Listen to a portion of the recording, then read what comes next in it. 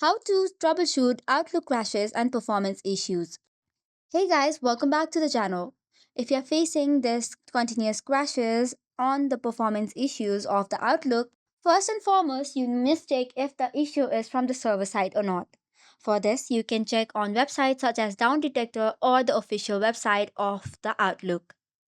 If it is not the case, you have to make sure you have the latest version of the application installed on your phone. In order to do so, first of all, go to Play Store or App Store and then you have to search for Outlook. In order to do so, tap on the search icon and then type in Outlook. After you search for Outlook, tap on the Update button. And then once that is done, relaunch and check if the application is working properly and is facing crashes or not.